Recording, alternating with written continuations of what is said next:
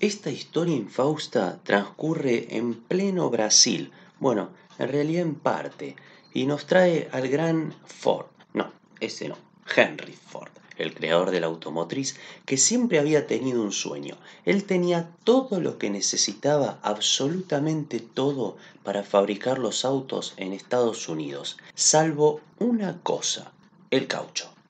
El caucho, que es de origen vegetal, que servía para hacer los neumáticos. Su objetivo, ahora teniendo toda la plata que tenía, porque él no solamente había inventado un auto, sino también una forma de desempeñarse dentro de una fábrica que tiene 1000 nombres, entre ellos línea de montaje, producción en cadena y demás. Su objetivo era construir la plantación de caucho más grande del mundo para eliminar la dependencia que tenía Estados Unidos de los holandeses y los británicos, que eran líderes en ese sector. Para ello, y poco después de anunciar el modelo A, Ford adquirió 2,5 millones de hectáreas del bosque tropical en medio del Amazonas.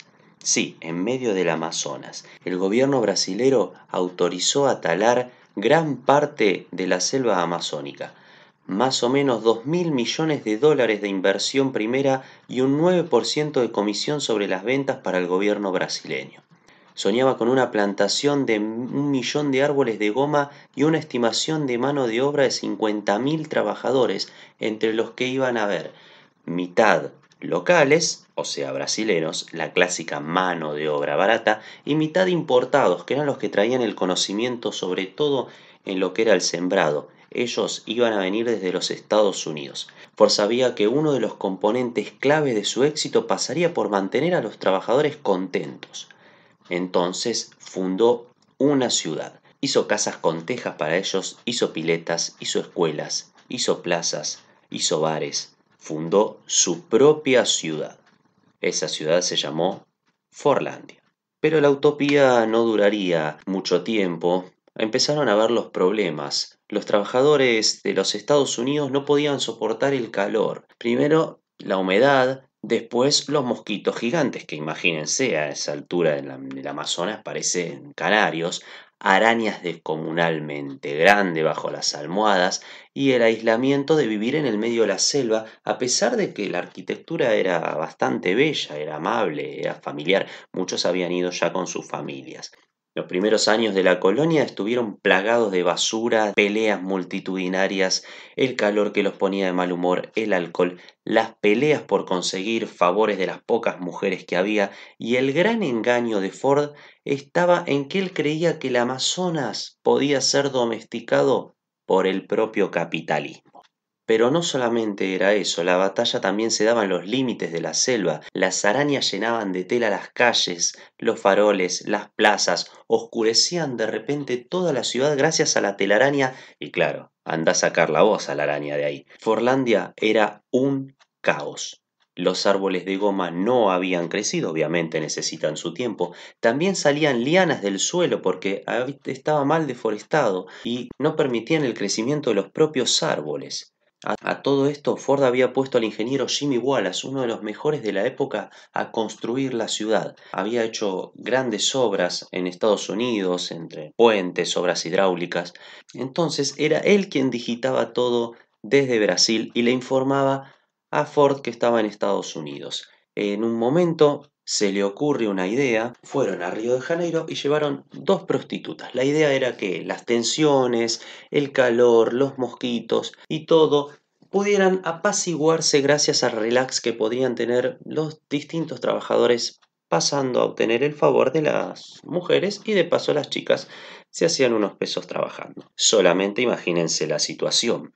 1.500 monos saliendo, todos transpirados, que los mosquitos, que el calor, que las lianas, que el clima, y encima solamente 2 prostitutas, las filas de 7 horas, más el alcohol, ya empezaban a golpearse, a cortarse con picos de botellas. Otra idea que fue un fracaso. Para colmo, uno de los cocineros se comunica con Ford a través de un telegrama para decirle que Jimmy Wallace, el ingeniero que estaba coordinando todo, hacía 2 días que se había ido. ¿Qué hizo Ford? fue a buscar otro gran ingeniero para que se encargara, pero 2 días después llega el comunicado nuevamente del cocinero que le dice que ya habían encontrado a Jimmy Wallace, pero llevaba 48 horas en la tripa de una pitón.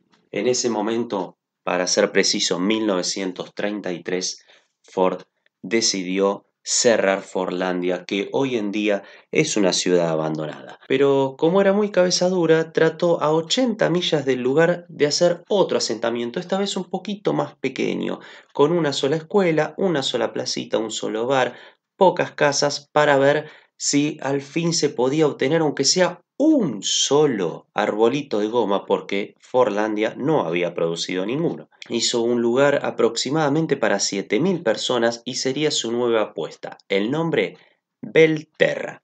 Obviamente pasó lo mismo que antes y Belterra fue un fracaso. Forlandia nunca produjo nada, Belterra no dio más que 750 toneladas de látex, que estaba muy lejos de las 38.000 que estaban previstas por Ford, y además la demanda de neumático no había sido cubierta. Las estructuras de Belterra y Forlandia permanecen mudas, ahí abrazadas por la selva, como testimonio de la soberbia y el desconocimiento de Ford. En 1945, Ford decidiría retirarse de Brasil tras 17 años de fracasos rotundos. El propio Ford murió sin haber visitado nunca Brasil y muchísimo menos su querida Forlandia.